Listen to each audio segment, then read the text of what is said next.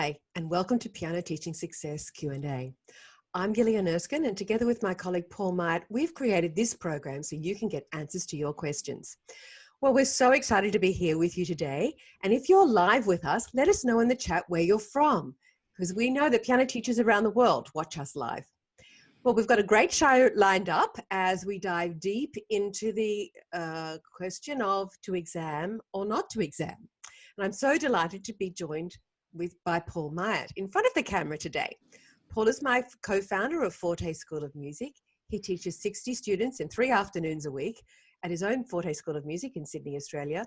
Paul loves class teaching, as you probably already know, and is currently students in every grade, from grade 1 right through to grade 8. So he has got some wisdoms to share with us today. Welcome, Paul. Hi, Gillian. How are you?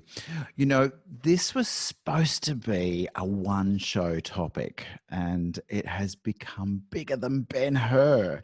And I think for many of us in the piano teaching world, we have a cultural heritage of piano exams. It's just what we did when we were kids. So exams are usual for us. So it's going to be a really interesting couple of shows.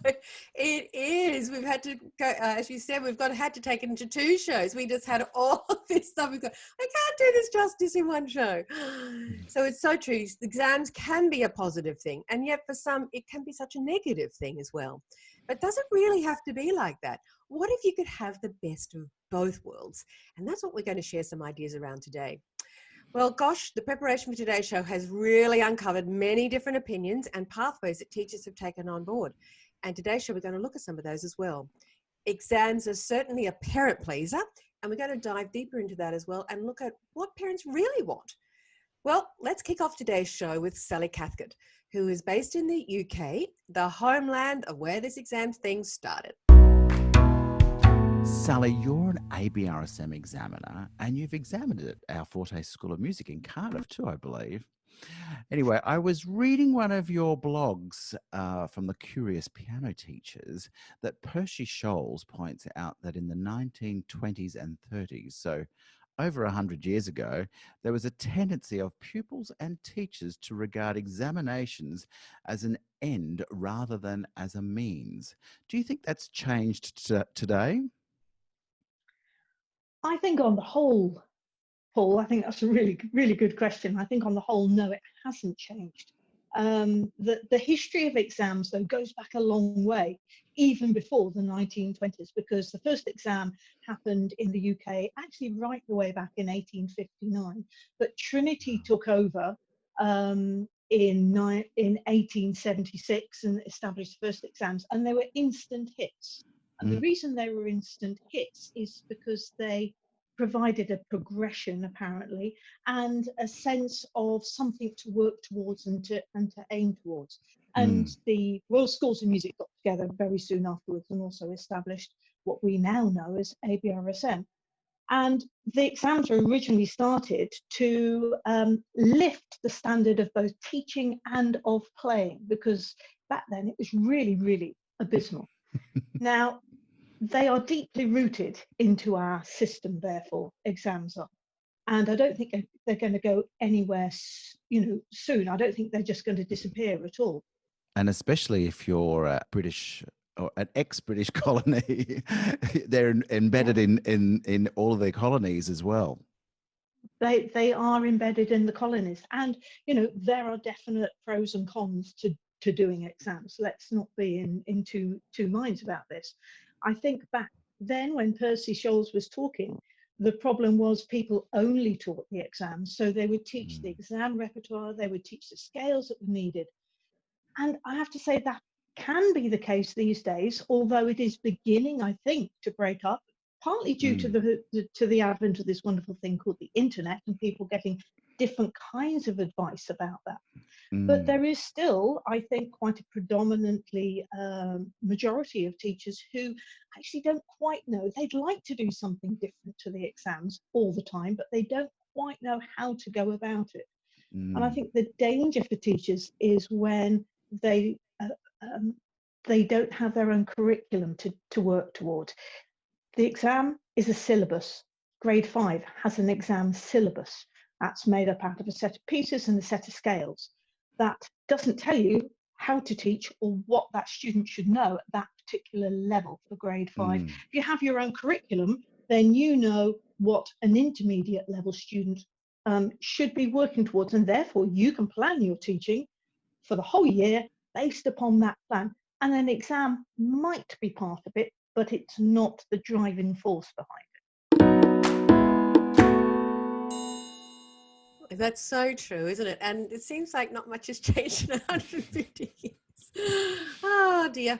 Well, we'd like to welcome Erica, who's with us from Sydney, and Denise from Wollongong, and Heather from Shoalhaven Heads, and Elise from Malaysia. And Cynthia Delaney's with us. Cynthia's actually with ABRSM. She's a coordinator. I think she's from ANZCA. Oh, sorry, actually. ANZCA. Oh, sorry, Cynthia.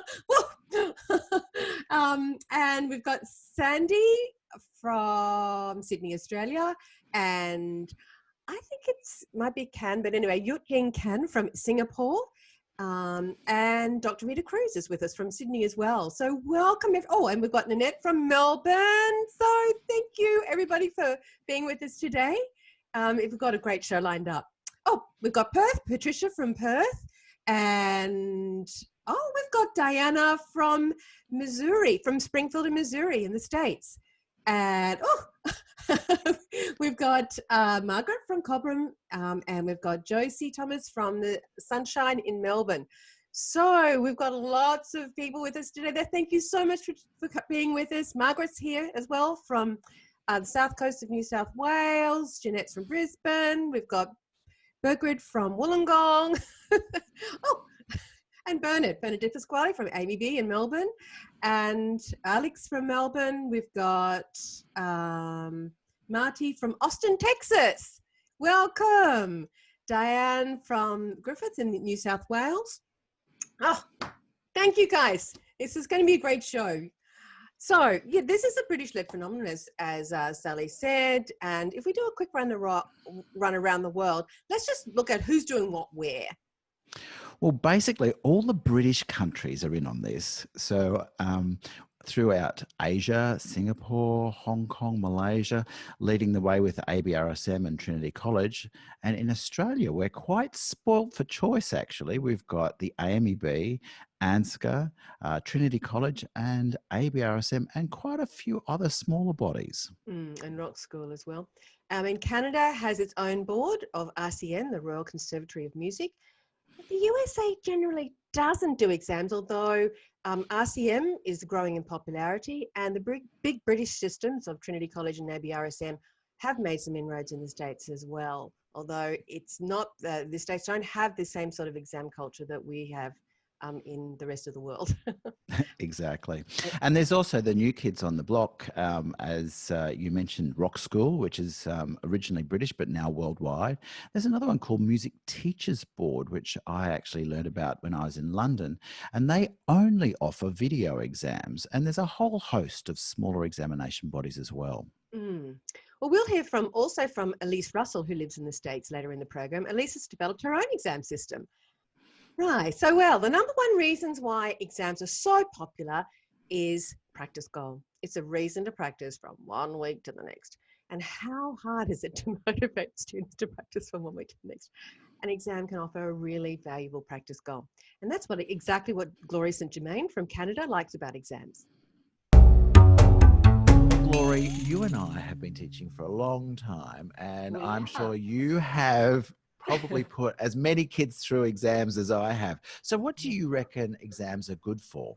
Well, I personally love doing exams because I really feel that you know, when you are working towards something, you are setting a goal and more likely that you're going to achieve it. And I think one of the most important things, and you know, you've heard me share this before, Paul, is that goal setting is the greatest motivation for achievement with accountability. So as an educator, I find it so important to, at the very young ages, start doing exams with my students, because we make it fun, you know, and we do lots of practice exams. And I think that really gets them excited, and we have little treats after, so that when you actually go to do an exam, you're not completely overwhelmed. Because if you wait too long and you do your first exam when you're 14 or 16 years old, it can be a little scary because you've never done it. So I think it's important to jump in and do them when they're young and have fun doing it. Well, Glory makes a great point about making it fun and a positive experience and building some things in around that to make that so. Well, on the subject of getting kids to practice, one of the hardest things to get them to practice is scales. One of the things you can do is you can kind of outsource us a bit these days, and you go and make it fun. You go, what? Are you serious? Well, a couple of years ago, we decided to do just that. Paul, can you tell us, everyone, how you came about doing it? Well, I teach a lot of kids for exams. In fact, I've got kids, as you said in the introduction, from grades 1 to grade 8 at the moment. And it used to drive me nuts because they wouldn't practice their scales. And, we've had Forte School of Music for 26 years, and we've always used backing tracks to get the kids engaged in learning. And I thought maybe these backing tracks might actually work to get the kids start practicing their scales. And it did. It's amazing. It really did work brilliantly. And that's how we came up with the idea of developing Practice Buddy for scales and technical works. And so we've done it for 6 syllabuses. So let me tell you about it. If you're teaching for exams and you're finding it challenging to get your students practicing those scales, broken chords and arpeggios, you're going to want to start using backing tracks. But you'll need to have the correct version of the scale, broken chord or arpeggio for every different exam syllabus. Luckily, Piano Teaching Success Practice Buddy has exactly that. Your students can get a Practice Buddy student pass, which has everything your student needs to excel at scales, broken chords, and arpeggios. The adjustable speed backing tracks are set at exam speed and can be slowed down in the early stages of learning. Tracks have been harmonically constructed so that fragment learning and repetition is built in. That means you can teach just one concept. It might be playing one fragment of a scale, broken chord or arpeggio, so that your student can repeat that one thing several times as the track plays. Repetition.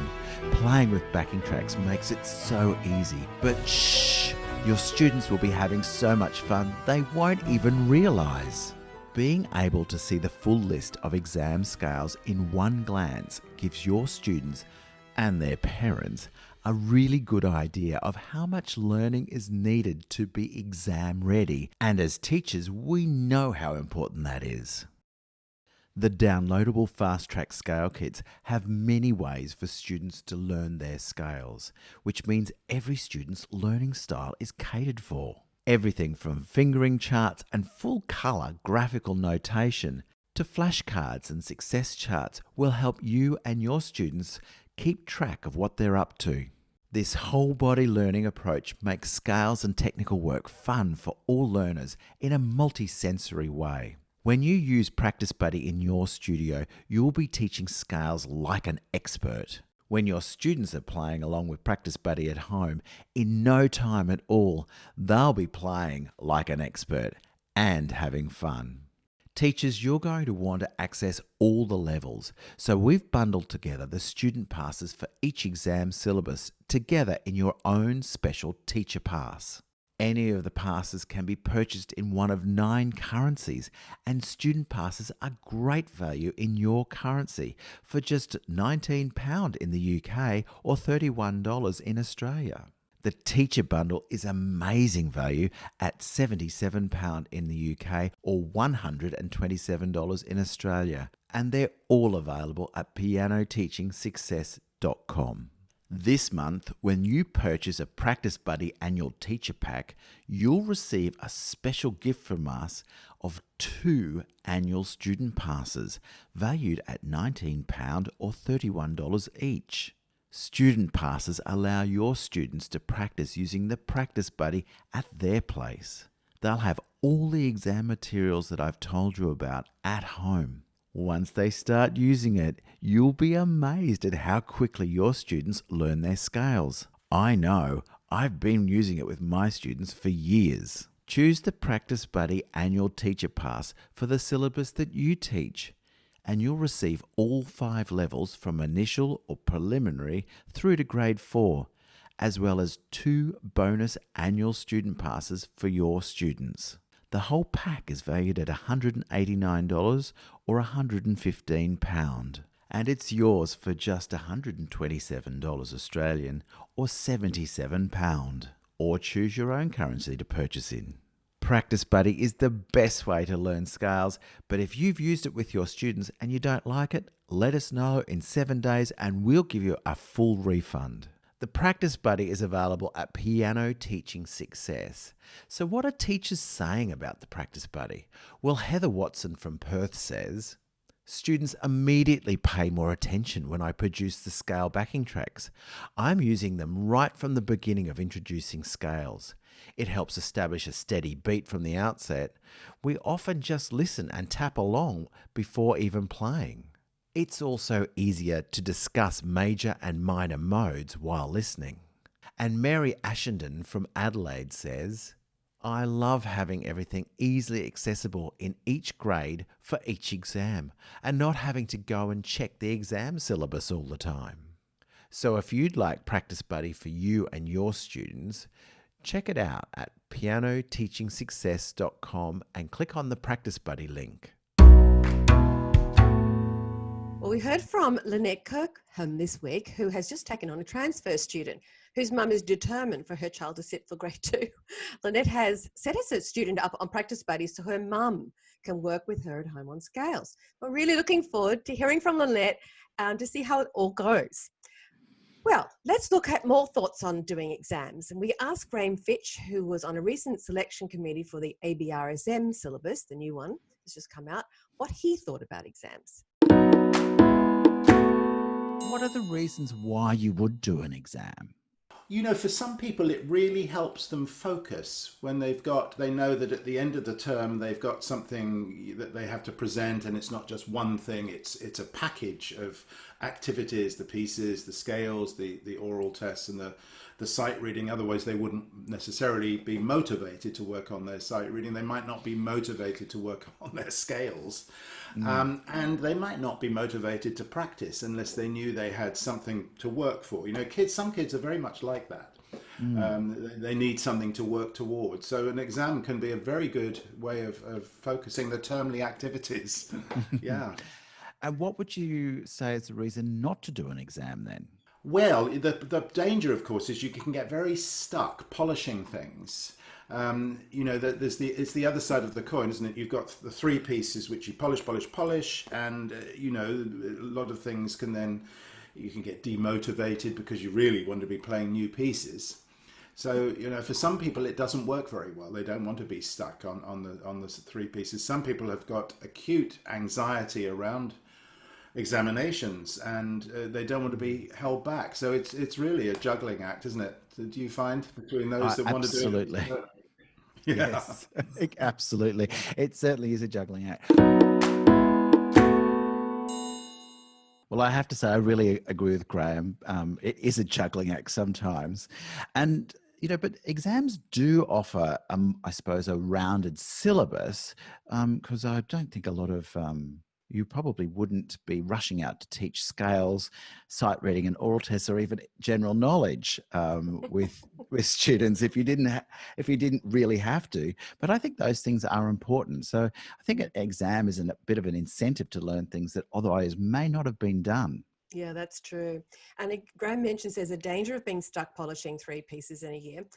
Yes, that's true, but we don't know, because sometimes we don't always know how long it's going to take to learn their pieces. So you got to start early, and if they learn them quickly, you're done thinking, oh, am I going to move on? I got to keep these ones up, but they need something to do. But that's why I've always liked a repertoire-rich approach, and I always like to get the kids to learn the whole exam book if I can, to learn 8 pieces. Oh, and because some pieces they'll have an affinity, and of course, I do this with kids in classes. So some children in the class will like these 3 pieces and other kids will like other pieces. And it's really good for them to learn a breadth of repertoire, isn't it? Exactly.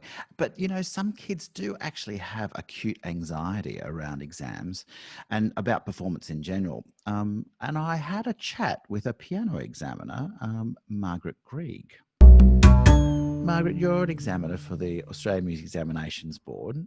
And, you know, examiners are nice people and they want the students to do their very best and obviously to give a good mark as well. So, what would you recommend that a teacher does or the students do before an exam? Well, I think that the important thing is that you see the exam as part of a process. It's a performance, and you need to have performance practice before you're actually doing the exam. It's not a means on itself, on its own. It is actually the end result of being able to have all the technical stuff right, but also being able to perform for somebody else. So I think performing for other people, whether it's nowadays online, doing it for somebody else, recording yourself, if you don't have any other option, then recording yourself is a really good way to go.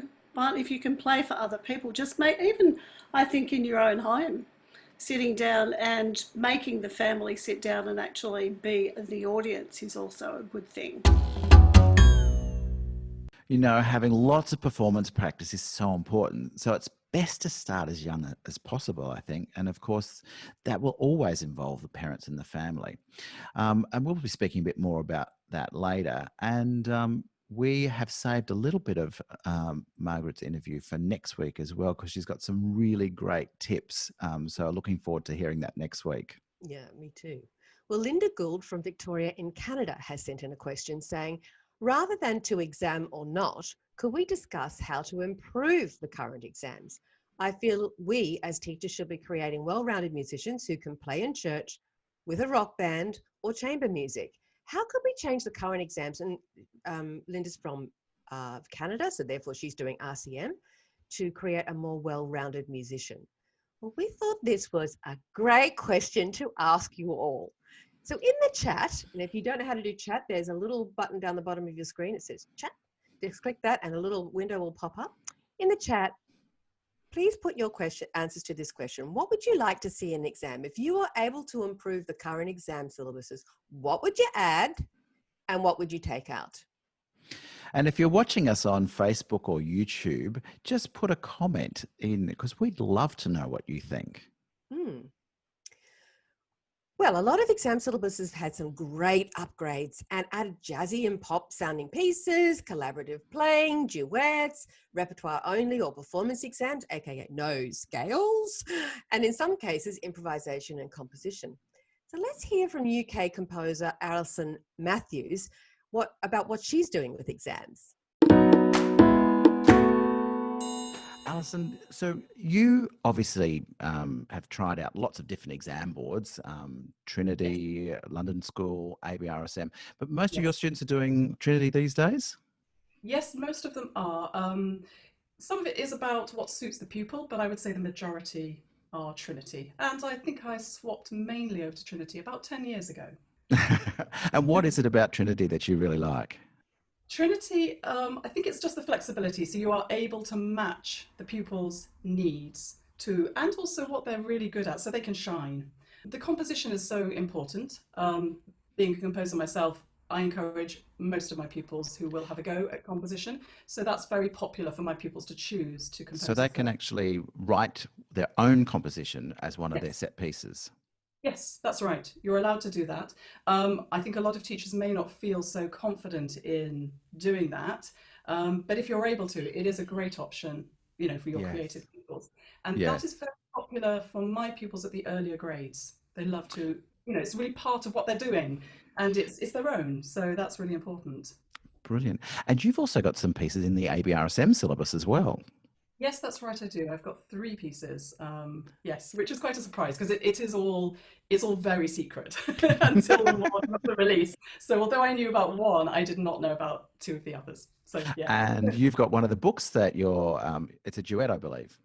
Yes, that's right. The ABRSM, one of their newest releases actually is the Piano Style Duets.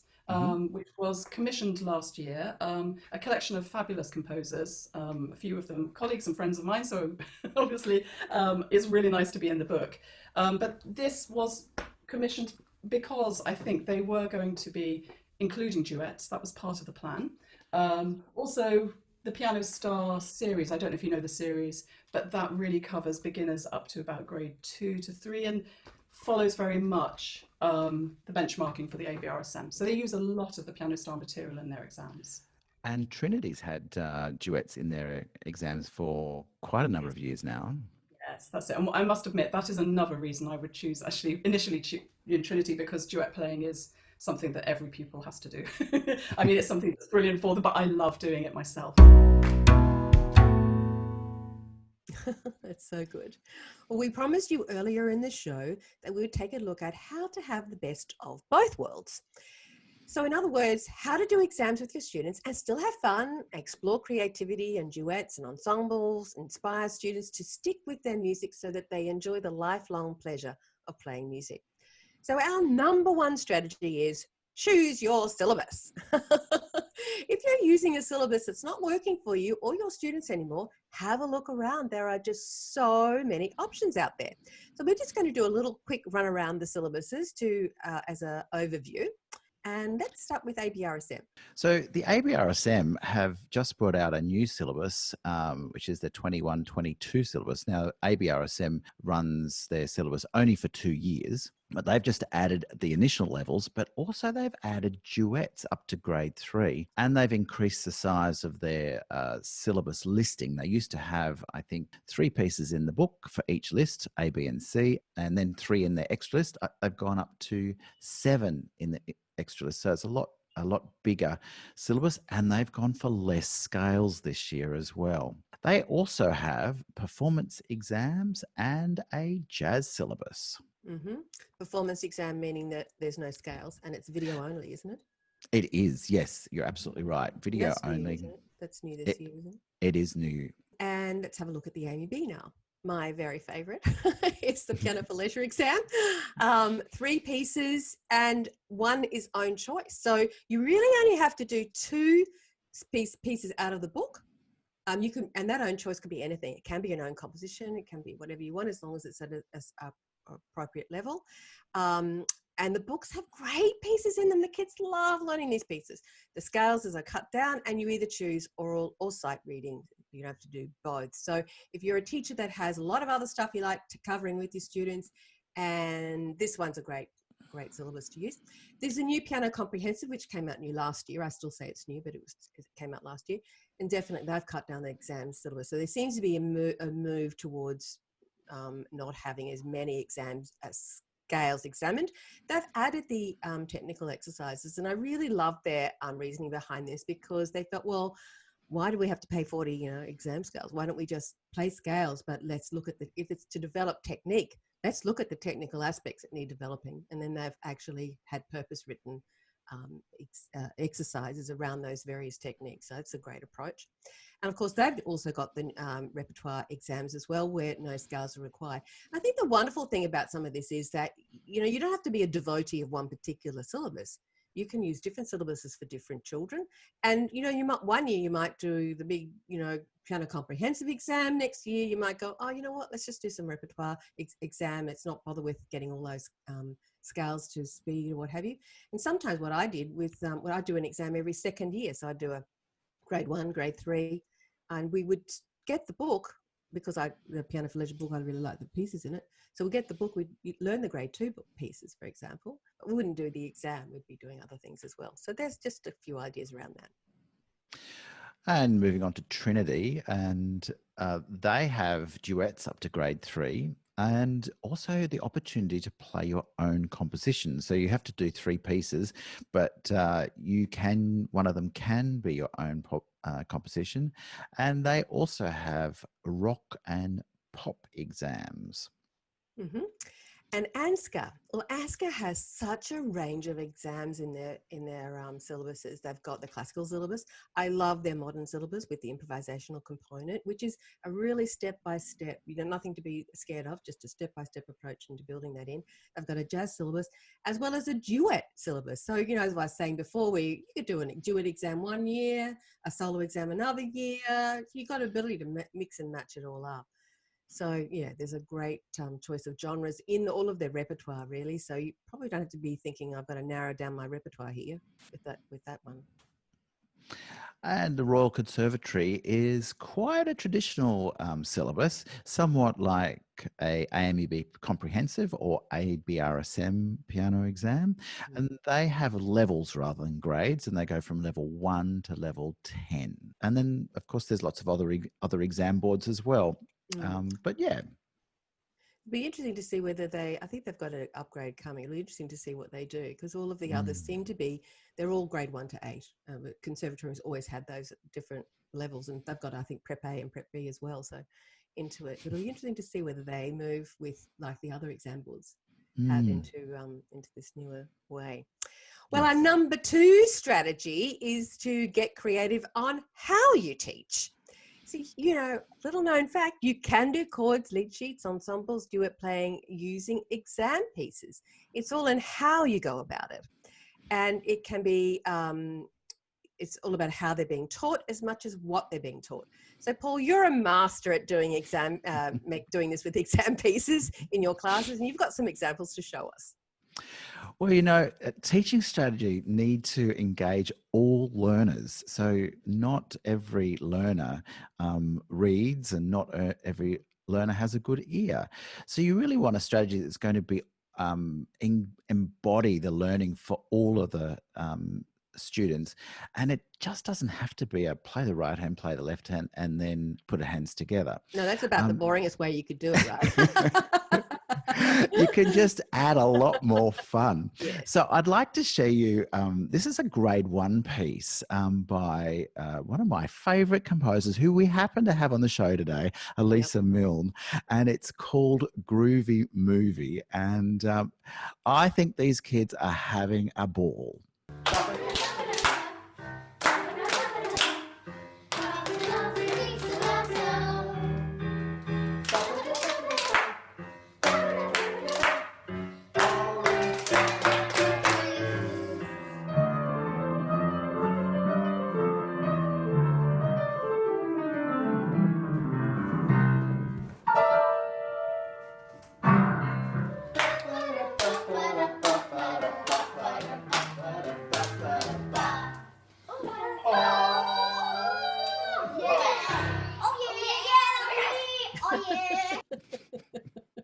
Oh, yeah. They were getting into the style of the music, I think. But one of the kids in that class is actually dyslexic, and she got an A for her grade 1 exam. It was piano for leisure, so she did the oral option rather than sight reading. But it was, when they moved away, and her mum rang me a couple of years. She did grade 2 and then went to the country, and a teacher took her on and started working on grade 3 and teaching her right hand, left hand, hands together. Mm-hmm. And her mum rang me and said, "Is there someone that teaches like you?" And I went, well, hopefully there's a few people thinking about changing their strategy for teaching, because, we really want to make it fun. And also we need to embody the learning in using the ear and the eye and the whole body. And we call this style of teaching whole body learning. And we've been using it at Forte for 26 years, and it really does sustain the interest of the students. It's perfect for all types of learners because it's multisensory, isn't it? Exactly. And we did a little Facebook Live a couple of weeks ago in our Piano Teaching Success group, and we were talking about these strategies and how you could do these strategies for online lessons. So for those people who are still have to teach in an online environment, you can actually do this stuff in an online environment and in one-on-one lessons. Yeah. So pop over to our Facebook group if you haven't seen it, and join the group and have a look at that video we did. So the great thing about whole body learning is it's flexible. So you can teach one-on-one lessons, you can teach small groups, you can do a same approach with 2 or 3 students. And I can tell you it's so much fun teaching groups. Once you get this, you won't want to go back to one-on-one, I'm telling you. Kids are social beings. They love being with a buddy and doing it together with someone else. And it helps them. And of course, for you teach less kids in less time with more children in less time. So it's with greater progress. Win-win-win. So yeah. So, and whole body learning embraces the approaches of Orff, Delcroze, and Kadai, and we've seen through the recent neurological research, it's those strategies have been proven to be brain enhancing and perfect for any student. Well, Paul and I want to share this style of learning or teaching with you. And we've created a space, or we're creating a space, to help piano teachers who are interested in transforming the way you teach and to engage and motivate your students. So what we know from our 4-day schools that it does take some time and some coaching to take on board these strategies. It's one thing to see, oh yeah, I get that. And then it's yet another thing to actually implement it. So you can learn more about what we're going to do. We're creating a group called the Piano Teaching Success Studio. And you can join the waitlist to find out more about that. I will have a link in our show notes. Exactly. And here's an example of some of the resources that will be available. This is a ABRSM grade 3 piece from the current syllabus, so the 2020 syllabus, and it's called Allegretto Grazioso, and it's by Cornelius Gurlitt. And, you know, that sounds really boring, but I have to tell you, and if you were to teach it right hand, left hand, hands together, it actually would be a real challenge. Excruciating. But this piece is so beautiful. In fact, I always say if Gurlitt was alive today, he would be writing for Disney. So he's just a brilliant composer. So have a look at this and you can see how I've embedded lead sheets and chord playing and singing and creativity. The Allegretto Grazioso by Gurlitt is just beautiful melody. So sing, and that's what the ABRSM textbook notes actually recommends as well. So I've done a lead sheet for you, so you could give your student the lead sheet and they could sing along. And I've also written the movable do solfege, but if you wanted to use fixed do, or you could even get your student to write some words to it. That'd be such a great creative exercise. Word Hippo, just Google Word Hippo, is a great place to find words. And Rhyme Zone is another place for finding good rhyming words. That's rhymezone.com. Again, the piece is in B minor, goes to the dominant in the B section. Ternary form, nothing special. Preparation for learning, again, I would do this scale with some chords.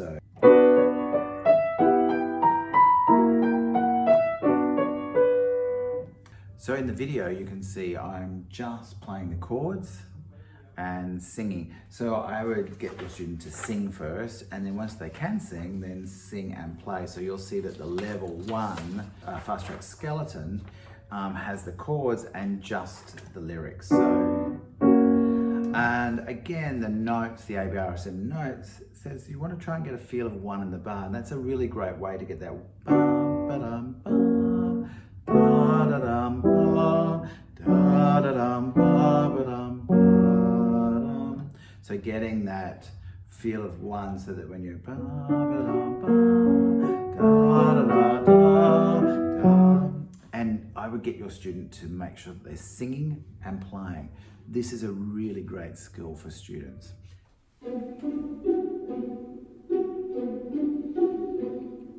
Do ti la mi, di ti la re, do ti la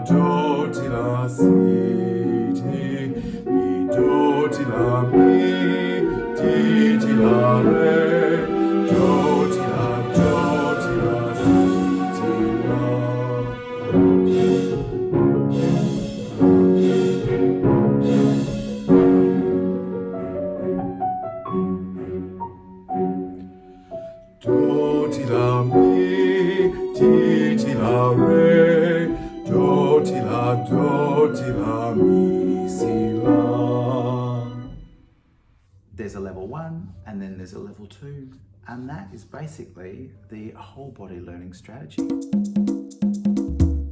The backing track makes such a difference in the learning process, and it just brings the music to life. But when you do this, you've actually got to practice yourself as a teacher, and it makes your musicianship improves enormously. So it's so great. I love it. And I'm always trying to find out ways of doing more things with these exam pieces. So it really gives the students the opportunity to, play with lead sheets, chord playing, singing, improvisation, all sorts of things. Yeah. And each piece has its thing where it will lend more to one thing than another. Absolutely, yes. Yeah, so it's good to get that. So you can join the wait list at pianoteachingsuccess.com/studio. Well, one of the strategies Paul used in the piece was chord playing. And Linda Gould asked that question earlier about creating rounded musicians. And Elise Russell in the States also feels very strongly about the importance of learning chords, chord playing, so that students can use their musical skills in church, with others in a band. And she's made up her own exam system. So here's Elise. So I had been doing several other testing systems, and the longer that I did them, I was disenchanted, I guess is a good word for it. They weren't meeting the needs of my students. My students were, of course, like everyone else's students, they were overcommitted with too many other activities, especially after school. And, piano's there, but it's one of like 4 or 5 other things that they're doing. And I'm like, okay, so how are they going to learn all of this material and stay engaged in piano and still succeed at what they're doing? And so I started thinking about what I could get them to do. I've always been a taskmaster of, I make them do their scales, I make them do their chords, cadence. I just feel like, because as I was growing up, my teachers never made me do that. And I was always really good at talking my way out of it. I was really not very good at that. So I find that hard to believe. That today, let me do something else for you. And so, which of course was to my detriment when I went to college. It's like, oh yeah, you got to do those, girl. But anyway, so this is stuff that I thought, if I could get my kids to do this all year long, then we would succeed by having a little benchmark every year. And so I did a beta testing in 2011, and I had a friend of mine come in and judge the kids. And I said, here's what I want you to do. And she did it. And she said, I can't believe this. She said, they really understand. And I said, yeah, I don't want them to think they can, what I call cram for a test. You can't just learn this today and forget tomorrow. I want this to be an ongoing thing that you keep doing. And so I said, okay, so if they know their scales and chords and cadences, they can put everything together. If they can sight read, if they can transpose, because I felt like that in our business, a lot of the students go on to play in like churches, or they play for their friends singing. And if they're handed a piece of music and it's on the right key, then they should be able to do that. They need to understand their vocabulary. And if they can memorize 4 pieces, that's really good. We're not asking them to memorize anything long. They're short because this is actually a time test. This is, can you get the job done? Such valuable points that she makes there, isn't there? Well, so let's recap. So number 1 is choose your syllabus. There's just so many syllabuses out there to choose from. There's going to be one right for you and right for each of your students. 2, get creative in how you teach. And our number 3 strategy is design your ideal piano studio. Decide who your ideal student is. Who do you want to teach? Well, here's Erica Booker, a Suzuki piano teacher and teacher trainer, who knows very strongly who her ideal student is and has developed a program that really works for her and her families, her students and their families. You put children for exams, but not so much in the early grades. No, I'm a Suzuki educator. Basically, I've been a dedicated Suzuki teacher since 1978. And I found that the repertoire and the goals of the association all the combined group work we do in addition to independent lessons, and the graduations, annual graduation programs where the people who graduate play a solo in the Yurtsen room at the Opera House, quite a grand occasion. So I found that all those goals are really adequate to, the reason for exams is a sense of goal and attainment. And of course I teach scales as well as part of that. I'm a very strong technical foundation teacher, and with the best technique one can possibly have for young children. And so they tend to have, they progress at a more quick rate. By the time they get to about level 8, level 9, that's Suzuki. Suzuki, they are then 8th grade to ABRSM standard. Wow. And I slot them in, and sometimes they, well, I've had a child do AMEB less than 11 years of age, but fairly recently one has had a distinction at the age of 11 in AMEB, just and playing some of the repertoire that he does for the Suzuki level 9 as part of the AMEB exam. Wow, that's amazing. It does work, so it links in together very well, and I do like students have a sense of where they are in the community, where their levels are, and they achieve that attainment quite easily. The average age is probably 14 or 15 to do licentiate. Right. 15, 16, up to that age. But wow, it sounds like you've got lots of very talented students. I have students who work very hard. And as you know, the teaching the same method that you use probably, the same philosophy of ear before eye is life-changing. It is. It's the natural way of learning. Children listen before they even see the notes. The books exist initially for the parents. Absolutely. And the parents are the other secret weapon in the triangle, Suzuki triangle. Parent, child and teacher. Absolutely. So they see the children much more than I do. And they, behind the scenes, fulfill what we've covered in lessons. And it's a no mistake method. Yes. As you know, correcting mistakes is the most heart-rending thing one can do. It's horrible to have a child have to change things, and you aim for a smooth progress in learning. Yes, yes. I think that anyone that is involving parents in the learning situation really creating a wonderful learning triangle that, because as you said, we see them for maybe 30 minutes, maybe 45 minutes a week, and there are 168 hours in a week. Exactly. So so it makes a big difference. Yeah. Fantastic. Thank you so much for your time. Thank you, Paul. It's been a pleasure. Some great points there. Well, it's nice to hear we've got Marty Ahern, who is a colleague of Elise's here with us today, and she says her curriculum prepares musicians for working in the field. So that's fantastic. Lovely to hear from you, Marty. And also thank you everybody who's putting your comments for about what you'd like to see in an exam system or what you wouldn't like to see in an exam system in the comments. They're fantastic. I've seen them rolling in. That's terrific. We're going to share some of those with everyone next week. Well, as Erica said, it certainly is about the learning triangle: parent, teacher, and student. And gosh, you know, that would be a whole program in itself we could go into. But so our number 4 strategy is developing an individualized learning program for each student that satisfies all of the stakeholders. That's the learning triangle: the parent, the teacher, and of course, the most important thing, the student. Yeah. So let's look at what parents specifically want. Well, you know, some parents from certain cultural backgrounds can be most insistent about exams. Sometimes when we talk to parents about learning goals and the realistic availability of practice time, you need to decide together that perhaps going down an exam path may not be realistic for that student.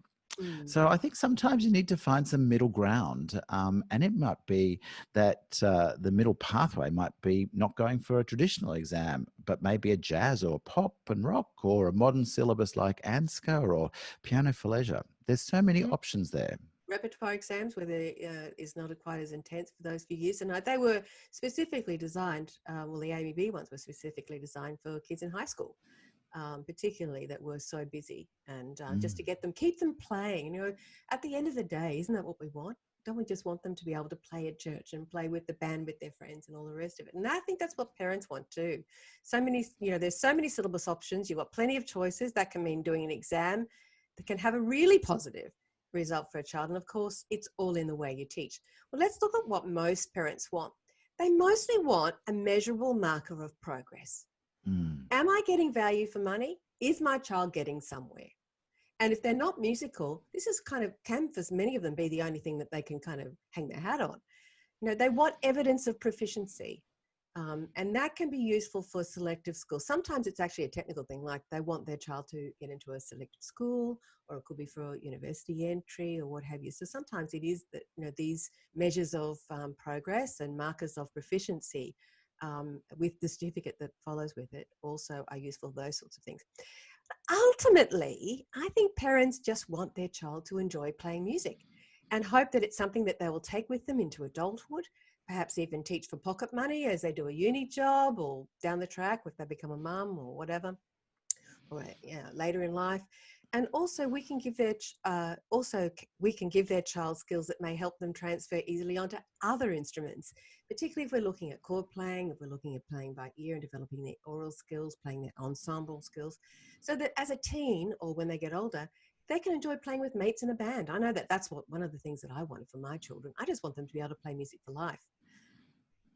I know, and in fact, your son, your first son, plays trumpet and piano, and I know he's having a almost a competition with your husband about playing the piano at the moment. Ripping us off. But you know, I'm playing all of our pieces. Oh, I like that one. His latest one. And anything like from the ballad, you know, my husband plays the ballads. He's taken over trying to play that better than him, of course. You know, there's competition going on. And more recently, he's ripped me off on my Billy Joel. You know, Just the Way You Are. He started playing that. So I think, you know, as a teacher, I think it's really, really important that we're working with the parents and the students to achieve what we all want, and really try and avoid that thing of, you know, we always get that the parents come in and say, oh, my friend's daughter is doing grade 5 and why is my child doing grade 5? And I think, you know, it's a really important thing to have a conversation about what it is that they want their child, and all those things that Gillian just mentioned are often really great things to ask the parents. What do they want for their child? Exactly. So that learning triangle is so important. Well, let's recap on the points we've covered today. We've got more for next week. 1, choose a syllabus. There's so much on offer. Get creative in how you teach, because you can cover all that stuff, even with exam pieces, as you saw Paul do today. 3, get really, really clear on who your ideal student is, and what kind of music that you want to teach and where you want to work. Now, for some people, they can't do that. Sometimes they are teaching in a school and they're taking what's on off, you know, the students that come by their way. So, you know, then you've got to be looking at how can I best serve these students. And number 4 is therefore developing an individualized learning program that's going to be right for each student, and working with that learning triangle, negotiating with the parents and keeping them involved in the loop as to why you're doing it and what you're doing and what you're hoping the outcomes are, and does that suit them and their child. Well, let's hear from Elissa today, who tells us about her journey over the years with kids doing exams and how it's changed. Elissa Milne, thank you so much for spending some time with me. Now, you are in just about every single exam syllabus. In fact, I think you're in every exam syllabus. There's got to be an exam syllabus somewhere I'm not in, surely. Like, there's got to be an exam syllabus I haven't heard of that I'm not in. Don't, you know? Maybe, but I don't reckon so. I reckon every kid has played one of your pieces somewhere through their musical life. That's been my dream. Congratulations on being so successful. It's just wonderful. Now, my most important question is, though, are you putting kids for exams? Oh, that's the rubber hits the road thing, isn't it? Yes. Well, a couple of secrets. One is because of my parenting responsibilities, I haven't had the huge numbers of students that I used to have. So back in the day, you know, all of the kids would be learning and they'd get to the point where you just do an exam. Like, it was just what you would do, right? But I think those days are past where we just assume that everybody's going to do an exam, because the kids are a lot more diverse these days, or at least the ones who come for piano lessons are a lot more diverse. So I'm finding that I might do an exam with a student or I might not, and it's not the thing that I take for granted anymore. So yes and no. Is that the right answer? How do you know when a kid should do it or when a kid shouldn't? They definitely shouldn't if they're going to really slow down. Like if doing the exam is just going to mean that all learning comes to a halt, that's probably the wrong decision. But there are some kids who really, really light up at the idea of that kind of external validation of the ephemeral experience of the learning and the growth that they're engaging in. And so for those kids who light up that way, I think, yeah, great, fantastic. And there are some parents who light up at the idea yes, of exactly. the external validation of the ephemeral experience of the learning and growth. So, you know, there's a couple of things that you've got to negotiate there in terms of what the purpose of the exam is. But I have got to say, I've reached a point where I don't actually start the conversation with a student at the beginning of the year with, right, what exam are we going to do this year? And I think once upon a time, that was the way most piano teachers started the year. You know, you're there in February and you go, right, well, let's pick your exam pieces and away we go. I mean, I haven't had that kind of conversation with anybody for a long, long time. But we learn a lot of pieces which may or may not include the pieces that are on the exam syllabus, so that down the track, if we may or may not want that external validation, it's quite an easy thing to just slide that into the schedule. But there are some kids who really shine when they're given that set of challenges, and they surprise you. You might not think they're going to be a great exam candidate, and when you give them that challenge, they really pull it together in a way that they never will at any other time in their piano learning career. But then there's other kids where it's just like, this is seriously a waste of time for you, because you've got things you want to explore, you've got things that you want to develop, and this just isn't it. Like, this isn't for you. Like, this doesn't serve your needs. It doesn't serve anybody's needs. So let's not go there for you. Thank you so much for your time. A pleasure.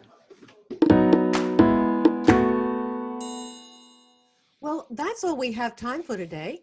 Make sure you're with us for part 2, where we look at how to make the exam experience a positive one. And like Rita said in the chat, aesthetics are often a good precursor for exams, and there are other things we can do as well. And Margaret's got some more tips on that next week. We've also been looking at how to create versatile musicians who play and go on to enjoy that lifelong pleasure of playing music. And also how to do this all in a 30-minute lesson. One of the biggest challenges of all. As always, you can join our watch list and receive the episodes straight to your inbox, or you can catch the replay on our Facebook group, Piano Teaching Success Facebook group. And we love questions. Make sure you send one in to us. There's 3 ways you can do that. 1 is you can send us an email. 2, you can post it in our Facebook group. And 3, you can just click the Ask a Question button in our pianoteachingsuccess.com webpage. Well, I'd like to thank Paul Myatt, who's been with us today and is also responsible for all the videos and behind the scenes tech. On behalf of both of us, stay well and stay safe. See you in 2 weeks.